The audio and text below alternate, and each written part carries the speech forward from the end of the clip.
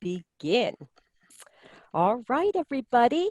So my name is Joanna Mon, and I am one of the career counselors with Career Services and Employer Relations. And today we are talking about how to prepare for the virtual job and internship fairs next week. And this presentation is geared for the College of Arts and Humanities. So many of you probably already have heard about us, who we are. So if you hear people talking about CSER, that is Career Services and Employer Relations. So we are here to welcome our students back. Our office will be able to serve you virtually, and we are open from 9 to 5, Monday through Friday. So the kinds of services that you can access virtually, first of all, to set up an appointment, you would go to Starfish. As you would for setting up appointments with your advisor, you can go right on to Starfish. You can get an idea of when appointments are available on the days and times that you would like to set up an appointment. And many times our appointments work around or the topics. The popular topics certainly would be the resume, have your resume reviewed, have your cover letters critiqued, and we can do this via virtual meetings, either phone, Zoom, and then we can also follow up with emails. If anybody is still wanting to complete some self-assessments, you have two options that you can take a look at, and one would be Focus 2, and then the other that you can find on our website is NAC, which is an app that you would use actually on your phones. So we're there to really help you through any type of job search process. We're there to provide guidance for those people who are looking for internships, and for those people maybe looking for even part-time jobs, and obviously entry-level jobs as students prepare to graduate. Another big part of what we can help you with, and I highly recommend that you schedule a time. I didn't even do that. My PowerPoint has a mind of its own. So what you really want to do is schedule a mock interview, and we can bring you through that process. And I find many students will say that they feel so much more confident when they do get ready to go on an actual interview. So that is something that as I said, I highly recommend. The other service that we can assist students with, if people are exploring and considering going on to grad school programs, we can provide you guidance on that topic also. So here are some links to various websites and resources from the CSER website. The one on the bottom, if you go to that will take you strictly to all the different services and things that are geared to you, as students. So I want to make sure you know where to find that information. Here is another important link. You will hear us talk about the Career Search Guide. This is a resource that you can find sample resumes and sample cover letters. It's a very comprehensive resource, and it'll also talk about finding internships and how to prepare for virtual career fairs and just general job search guidance and advice. So the link there is for the electronic version of that resource. And I do say that I wouldn't just depend on those sample resumes and cover letters. I still would suggest that all students do have their resume and cover letters critiqued, because we can give you further feedback. So in terms of Handshake is actually going to be hosting our virtual fairs next week. You probably are familiar with Handshake in terms of registering for these events this week, and Handshake is there for you to post your resume, take a look at jobs. It's a great great resource for you, and it's free for all of our students and alums. So you already do have an account. Obviously, you were pre-registered as soon as you registered for classes at Framingham State, and you have the ability to really customize your profile, and you can put in your own password, and then get to know this platform to investigate companies and different types of job titles. So as I mentioned earlier, Handshake will be hosting our virtual career fairs. So for our arts and humanities students, that fair will be held next Wednesday, the 7th, from 12:30 to 2:30. You don't have to just attend that. There might be other fairs during the week because they'll take place all of next week.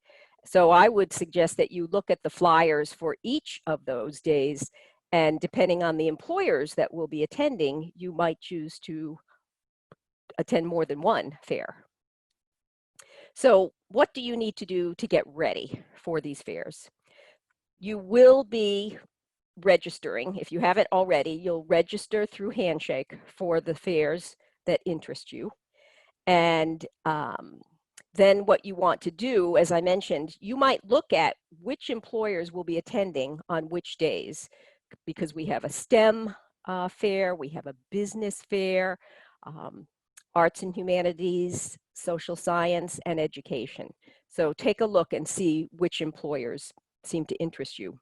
And then when you do research these different companies, take a look at their website, or maybe take a look at what they have, what kind of information they have on Handshake, and just see if they match some of your interests and values in terms of what you're looking for in either an internship or, as I mentioned, entry-level or part-time job.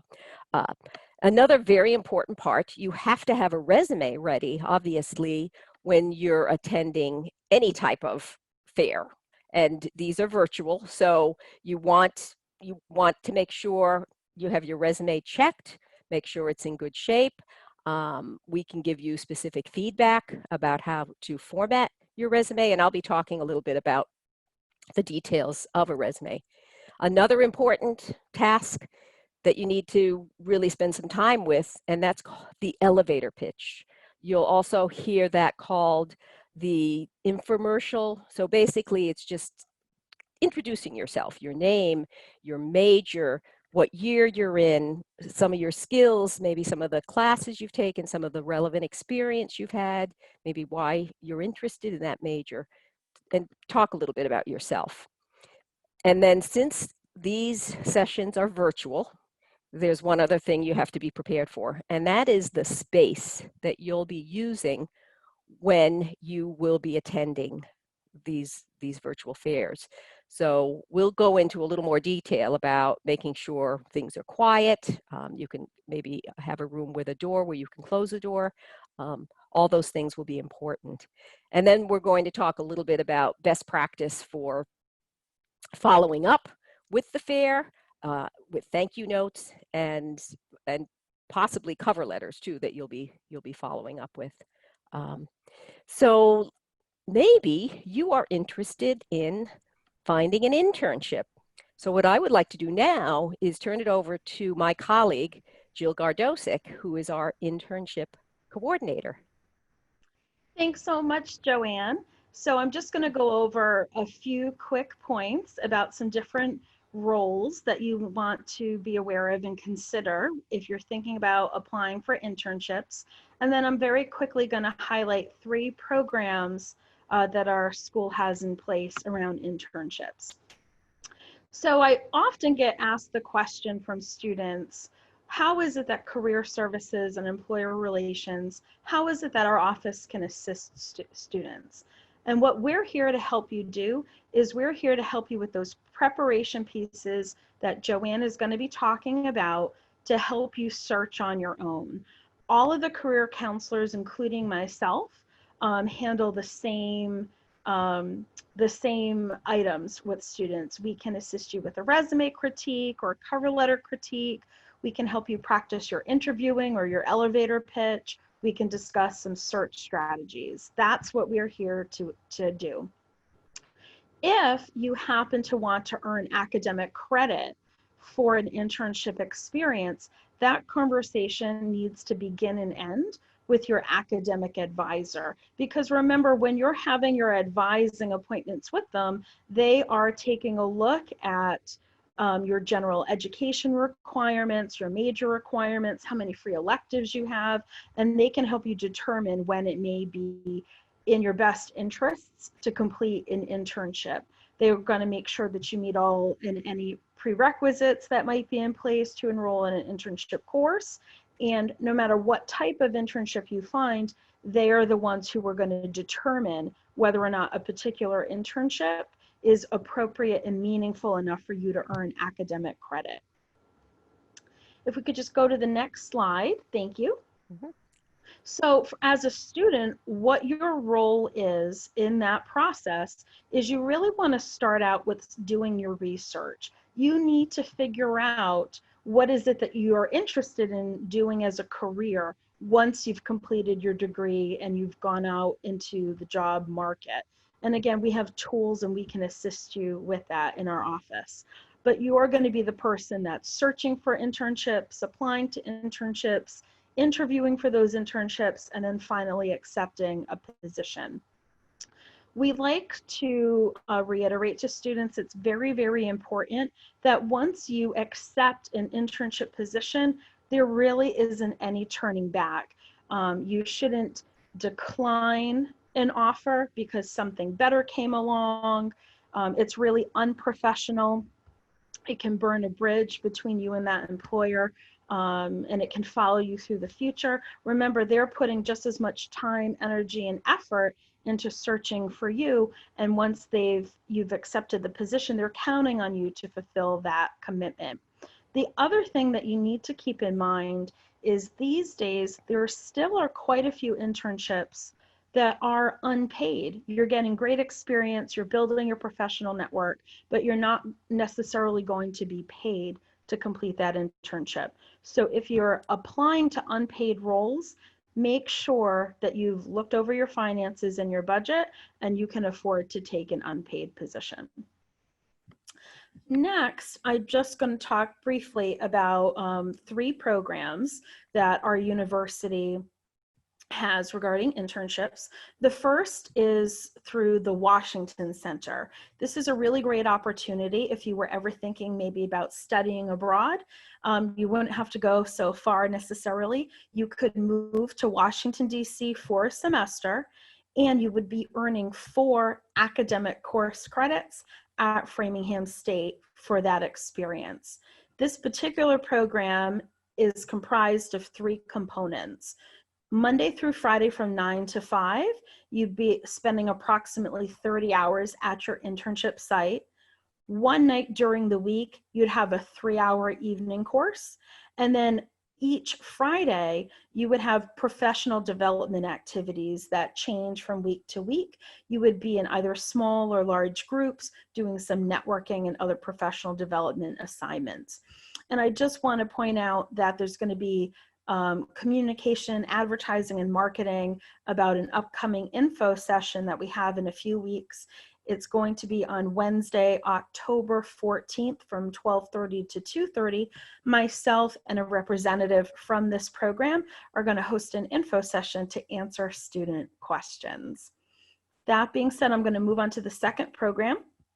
This is the program that I administer here at the university. We have what's known as choice funding. So when students meet very particular eligibility criteria, which you can find directly on our website for this program, we may be able to give you a stipend for an otherwise unpaid internship. One of the requirements is you must be enrolled in an internship course here at Framingham State University to earn academic credit the semester you're completing your internship. And that internship must be at either a nonprofit, a government office, or one of our academic centers on campus. Think like Merck or the John Stalker Institute.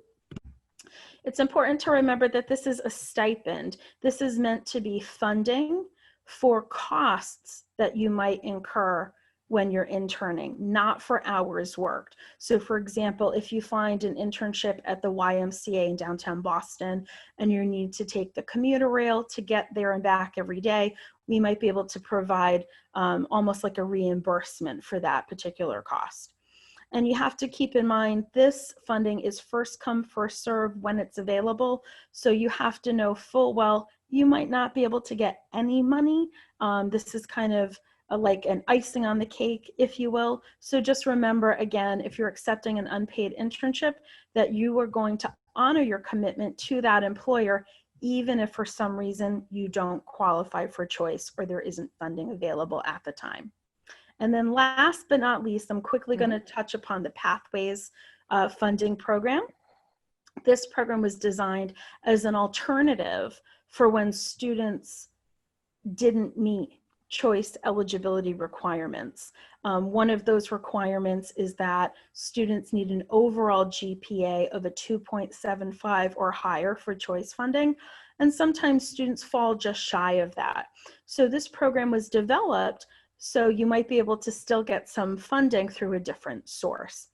The big difference between choice funding and pathways funding is students earning pathways funding are going to complete 4 career counseling appointments with the staff in our office to help make you best prepared for your internship and for your future internships and jobs to come. This particular funding is administered by the Diversity, Inclusion, and Community Engagement Office, and the contact that administers that program for our school is a wonderful woman, Manny Gibson, and I've listed her contact details here for all of you in case this is something of interest to you. So thank you so much, Joanne, and back to you. You're welcome. You're welcome. All right. Thank you, Jill. So if you do need to do some research to find out a little bit more about the employers that will be participating in our fairs next week, don't forget about our library. The Henry Whittemore Library has amazing resources, and the librarians are there to help you. So if you want to set up a virtual appointment or send them emails, they love to solve any type of research problems. So whatever you want to do, how do I do this? You tell a librarian, they will guide you through. And they have what they call LibGuides for every major at Framingham State University. So I would encourage you to take a look at their website and definitely use them. And if you do go to do a search, this is probably what you'll see, this particular look and layout of their screen. And you'll notice this is where they have different databases, they have research guides, and you can, as I mentioned, you can either chat or text with a librarian for more information. So let's talk about networking. If you haven't heard about the whole process of networking, which I'm sure you probably have, it's a way to reach out to your contacts and make sure they know what types of jobs you might be looking for.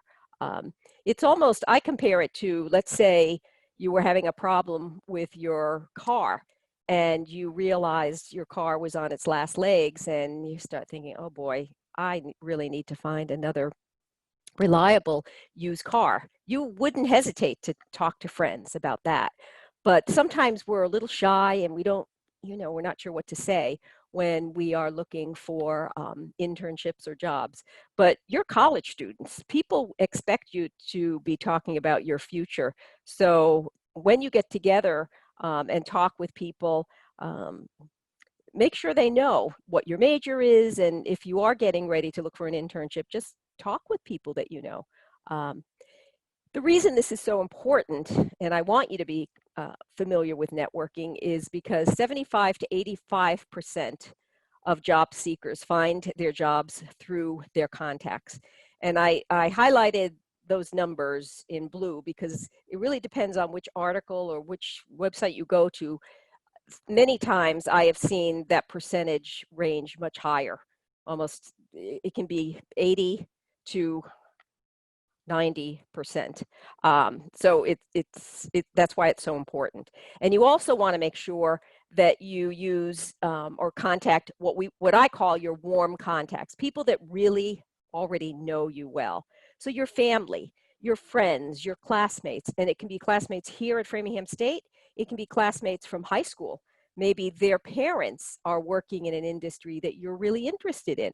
Uh, Also, your professors have a lot of contacts, and even maybe coworkers. So if you have had part-time jobs and you know there are people that are maybe a year or so ahead of you, and this has been their college part-time job, they might know other contacts. So it really is quite a list of potential warm contacts.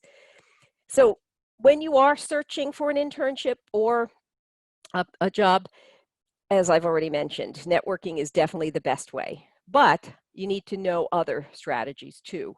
So we've talked a lot about Handshake, and Handshake is definitely the source that I would say you should go to because it's going to have local and national employers there. And the reason those employers are on Handshake is because they're focusing on college students and specifically Framingham State students. So through Handshake, you also will be attending these virtual career fairs and any of the showcases we might have when we invite employers in.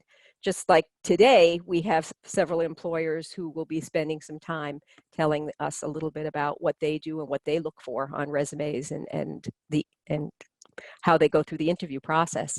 So you don't have to just wait and step back and say, well, I'll wait for a job to be posted. The other thing that you can do, you can start to do some research and follow certain organizations that might be of interest to you. So if you are majoring in, say, a broad type of major like communications, that can go, it's going to be a major that many organizations would hire people with that type of major, or English majors or journalism majors. You know, you're not always, you don't always have to wait for a job to be posted. You can do some of your own research, and the librarians can help you with that too. So what you should be doing, you should be making sure that you set up a LinkedIn profile. And if you haven't heard about LinkedIn, LinkedIn is the largest social media site for professionals. And you can start to do that. I encourage students to do that even in their freshman year, their first year. And then on LinkedIn, if you want to start to follow companies, if they have a LinkedIn page, you can just follow them, and that'll keep you up to date with what's going on with that particular organization. And you might find out that you do have contacts, or there are alums from Framingham State with your major that are on LinkedIn. And it's just really important with all those contacts you make sure they understand when you are job searching and what you're looking for, because a lot of companies will have what they call an employee referral program, so that if they are able to bring on, say, an intern from being an intern to, say, a full-time position, or just you're applying directly in terms of a full-time position, or they know who you are, they can get a, basically, they'll be paid a certain amount of money. You know, sometimes it's $500, it might be $750, but if they bring on someone that they feel very comfortable with and they recommend for a particular job, the company will pay that current employee a referral fee. So that's something to be aware of. So let's talk a little bit about the resume. And the resume is a very important document. You probably have started to work on resumes, I would imagine, and hopefully you have received some guidance from our office. So it is what we would call a marketing tool. You need to make sure that when you send out that resume, that it's going to spark the interest of an employer, and that they need to find information on that resume that wants them, you know, to then invite you in for an interview. So the things you can do before you even write your resume, you could start to research some of the customers that you might be contacting, or the employers that you're going to be reaching out to, and you want to understand what they're looking for, what types of skills they're looking for. And then you have to understand you. And I think that you have to take a little bit of time to know yourself. So you have to think about your strengths and your interests and some of your goals and things that are very important to you. And to get an idea of what marketable skills you have and also what's needed, I encourage you to go to Handshake and just look at the job descriptions, because they'll have a wish list. They'll say, oh, we want you to know Microsoft Suite, that we want you to know Excel, we want you to know how to have set goals and meet deadlines, things like that.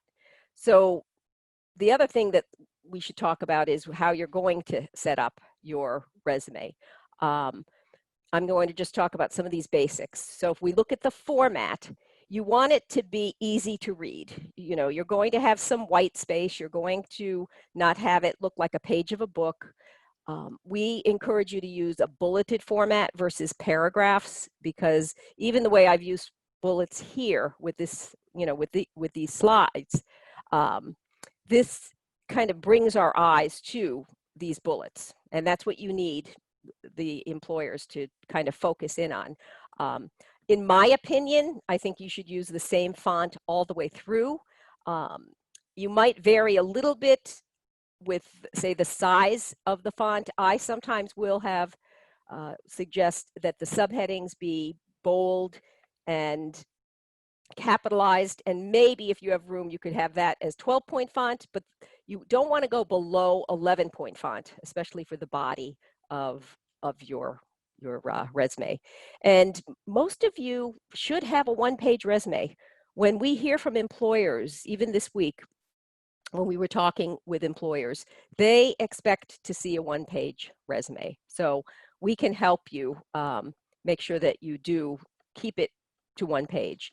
And whatever you do include on that resume, in terms of the content, make sure it's honest, it's accurate. If there's experience you've had a long time ago and you don't remember all the details, I don't think I'd include that, right?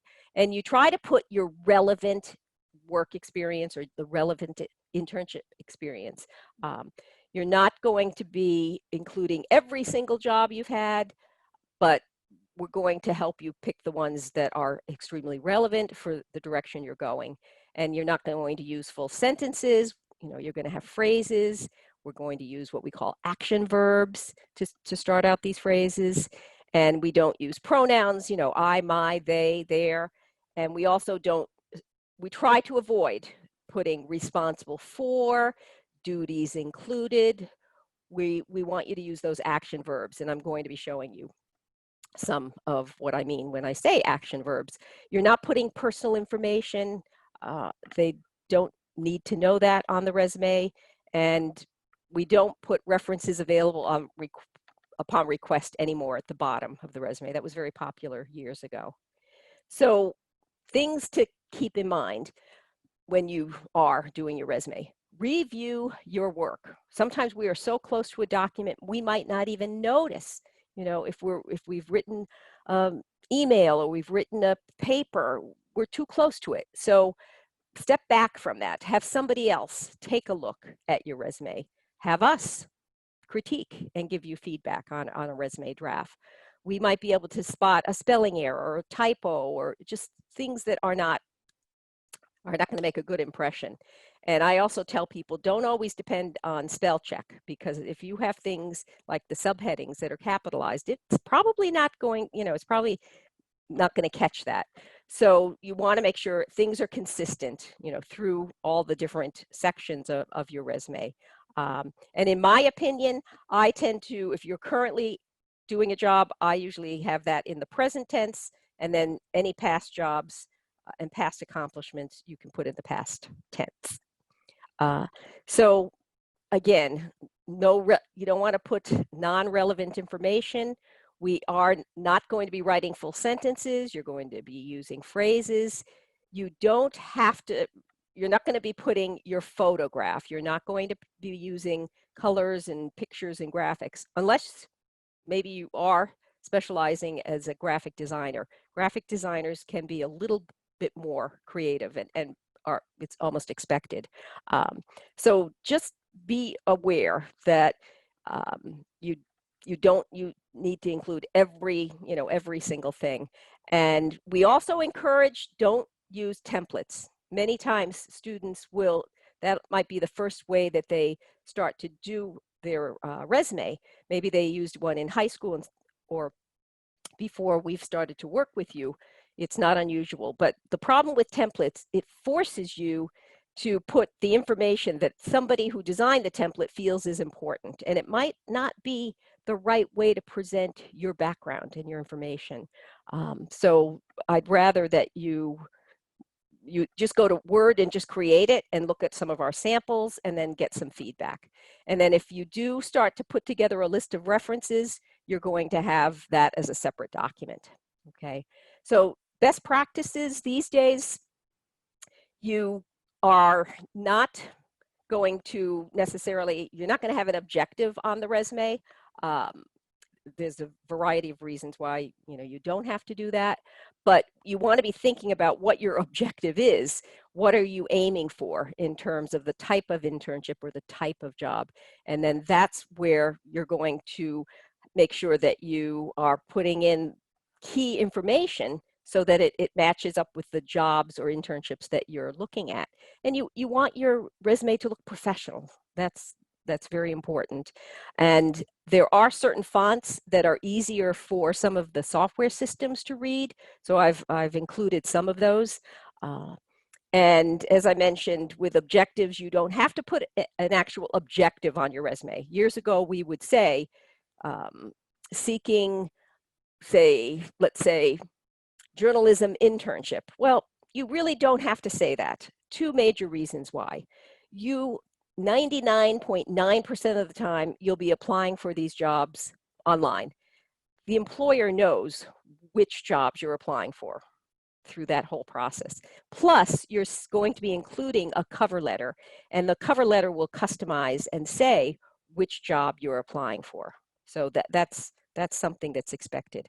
So when you do start to create your resume and think about accomplishment statements, I want you to think of this particular slide. So I want you to think of the challenge that you were up against, maybe action that you took, and then positive results. You'll see this in different versions, but this is actually some samples of questions that I sometimes will ask students. I will ask them, have you ever trained any new employees? If you've had a customer service job, maybe you did train new sales associates or new waiters or waitresses or hostesses. And then did you use Excel to reorganize data so that managers could have easier access to things like that? Have you handled an angry customer or a client? Did you improve any type of system to save time? Did you complete any type of research, analyze data, and summarize well-organized, complex reports on controversial issues? Those are the kinds of things that I want you to start to think about, when you are ready to write your resume. Here will be, some of the action verbs that you could consider. And these are, some of the general ones. What I've also done, I broke it down into different categories. So let's say you have really good communication skills. Let's say you are training to be a teacher, or you're a communication major and you're going to be writing for corporations or for nonprofit organizations. These are verbs that you can consider in terms of communication.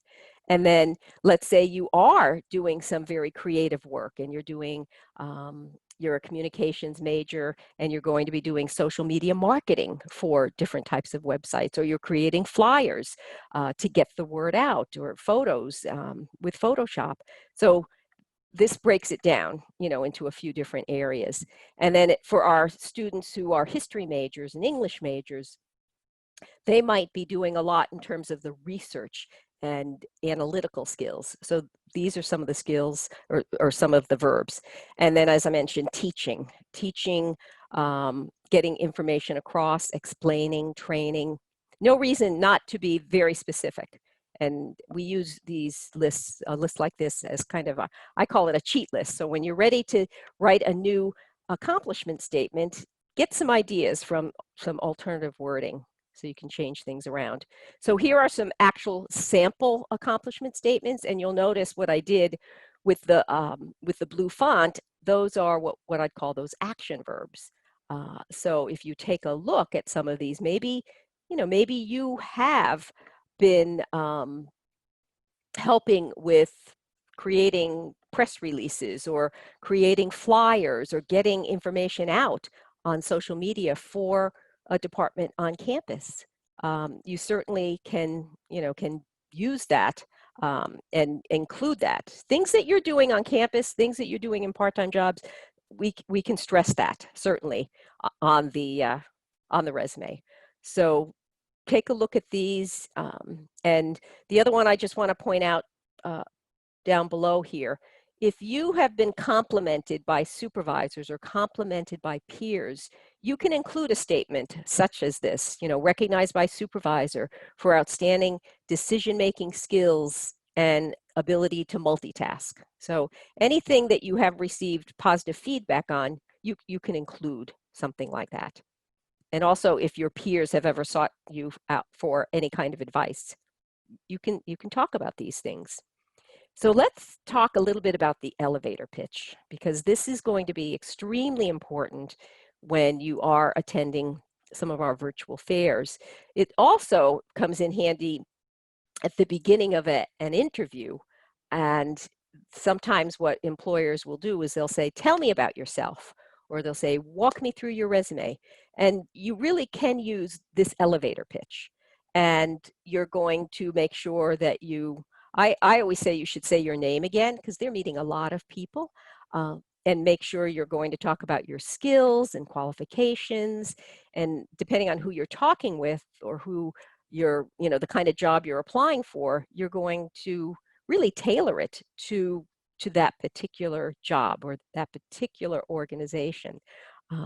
And just get comfortable with talking about yourself. And it's not easy. I feel we're not used to kind of selling ourselves and talking about ourselves, but in this particular role, when you are job searching, you have to start to not be shy about talking about your skills and your interests and how they might be helpful for that particular employer. So let's say you are starting an interview, and that can happen next week. If you schedule a one-on-one appointment with some of our employers, they might bring you through a very, very brief interview. So these interviews, especially a face-to-face interview or a real more involved interview where they schedule something, say, following up after a career fair, these are conversations, and you should be exchanging information. You should be getting information from them. They should be getting information from you. And the reason being, first, the organization is taking a look to say, okay, are you going to match our needs? And they will not invite you in for a face-to-face interview or virtual interview unless they see something on the resume. They notice something about you and how you could probably help them, in this role.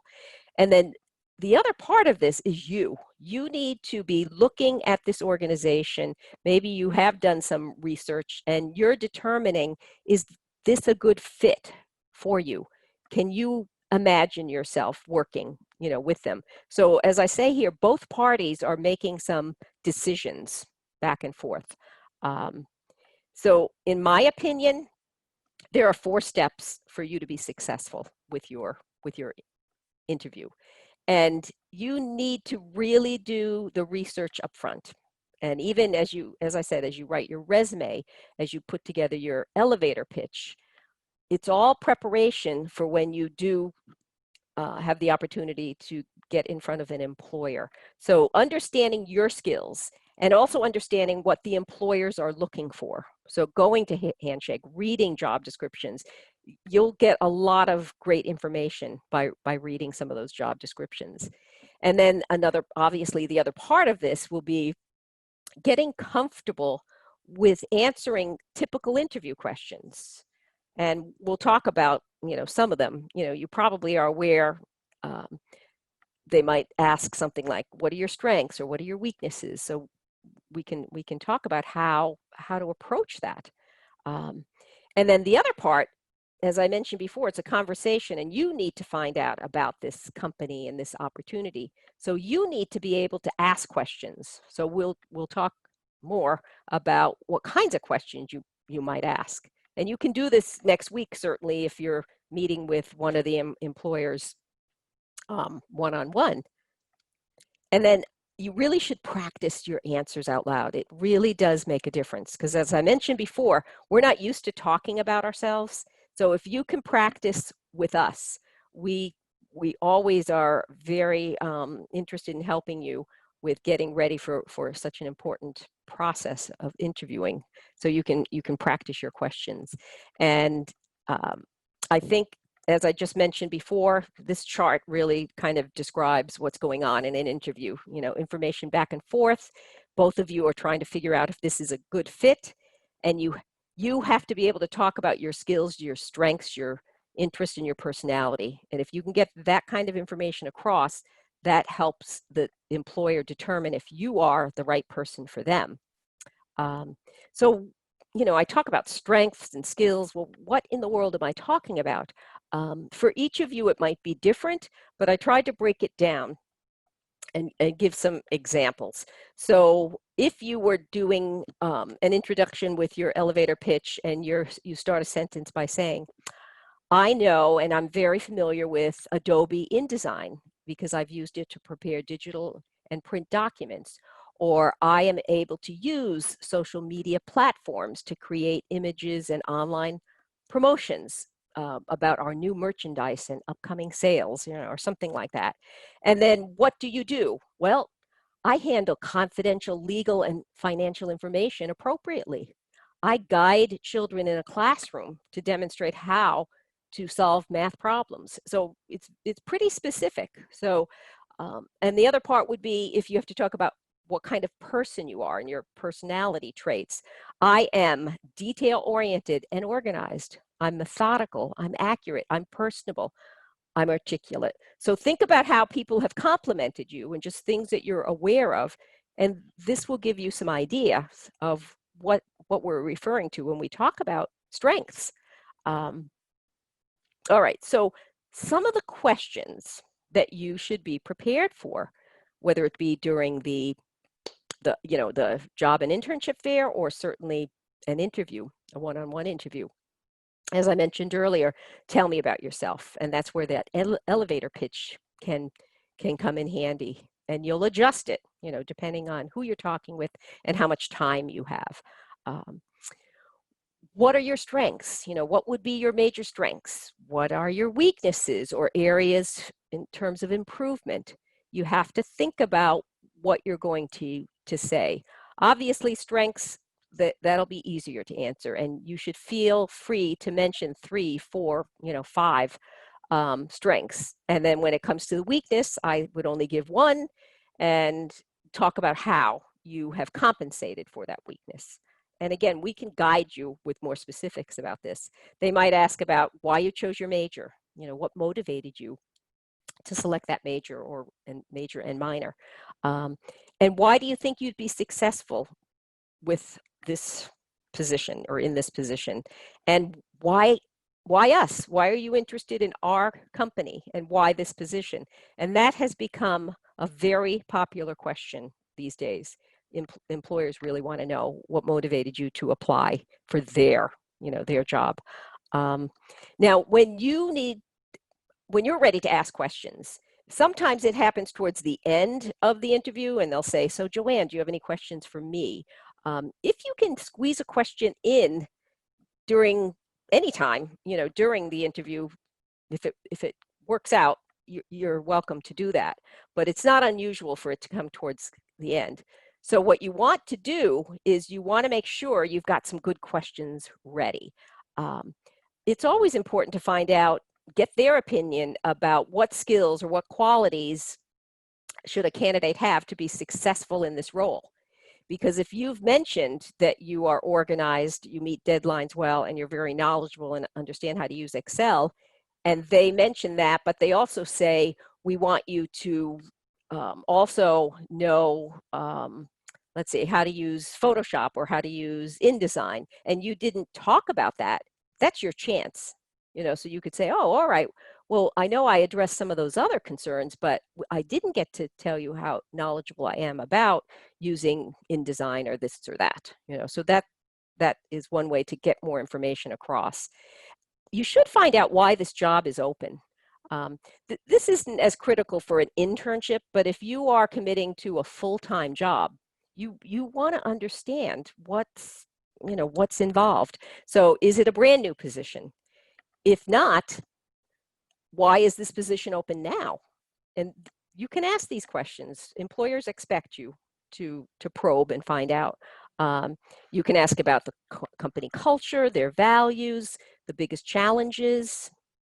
No reason not to ask things like that.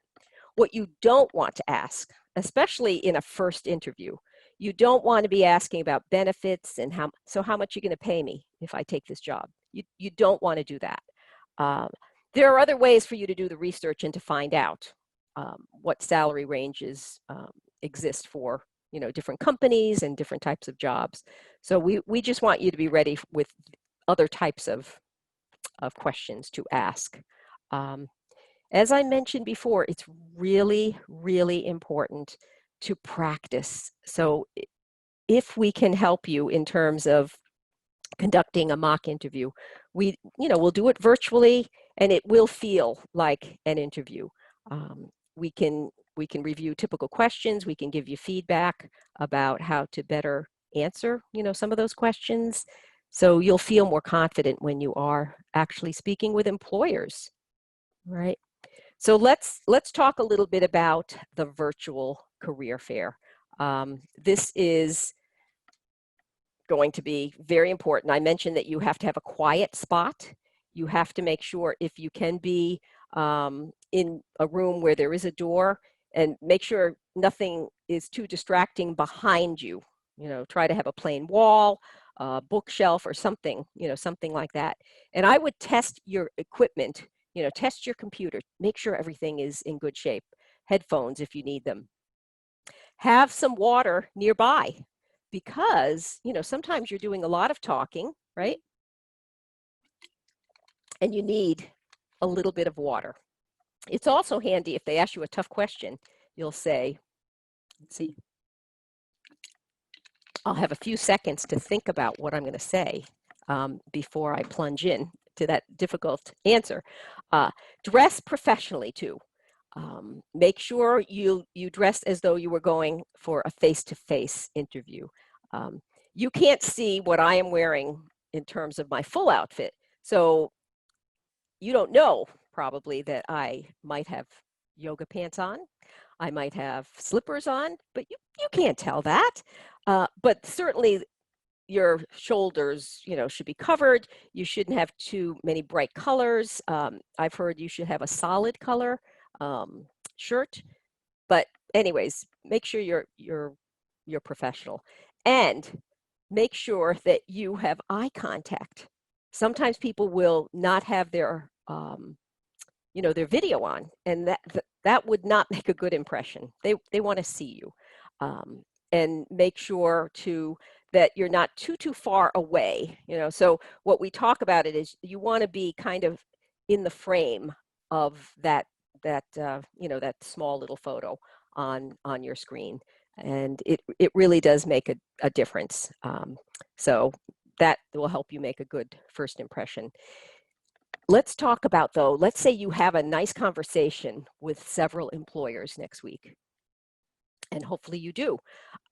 What you want to do is you really need to follow up with them with just a thank you note, just a message to say, it was really nice meeting you at the Framingham State University STEM fair, business fair, whichever fair you attend. And it's absolutely fine to send an email. It's very, very appropriate. And anytime you have a meeting with an employer or with a contact, you should always say within 24 hours, send a nice professional email. And I would keep it formal. I would say, dear Ms. Smith, use a colon because this is not a personal letter, it's a business letter, and just personalize it. Make sure they know why you were so interested and why you were enthusiastic about this opportunity. And you might reinforce, if you're following up with something that you saw on Handshake, you can mention things like that, but definitely thank them. The other thing you might be sending are cover letters after. And the way that will happen is, let's say you speak with someone and they say, oh, I know, I have another colleague that you should be in touch with about this position or that internship. So you're going to get that other person's name, and you're going to say, I am contacting you on advice from, whoever you spoke with at the career fair. And you're going to tell them what internship or what job you're applying for. It should be one-page document. Again, it's going to be formal, Ms. Smith with the colon. We don't want you to be putting down to whom it may concern or dear sir, madam. That's too impersonal. And the other thing you have to make sure is you don't want to start every sentence with I. I am a senior at Framingham State. I am a major, majoring in such and such. But you just think of those transitional phrases like currently, the attached resume will show, the skills I will bring, just so you don't have every single sentence starting with I. And this cover letter has to show them why you are so interested and what you can bring to the job. So you are going to be stressing those qualifications, some of those things that you have on your resume, some of those accomplishment statements you might stress. And you tell them why you're writing. If you do have a contact, this is really very important, as I've stressed in the blue font. You want to make sure you mention that person's name. You get their permission, but that can make a big difference. Because if somebody has recommended you, that next contact person will be waiting to hear from you, and you'll stand out. So you're only going to have maybe 3, maybe 4 short paragraphs, and you just have to match your skills with that job description. That is really important. And maybe your academic experience and how that matches up, especially if you're looking at internships. Make sure they know what courses you've already completed.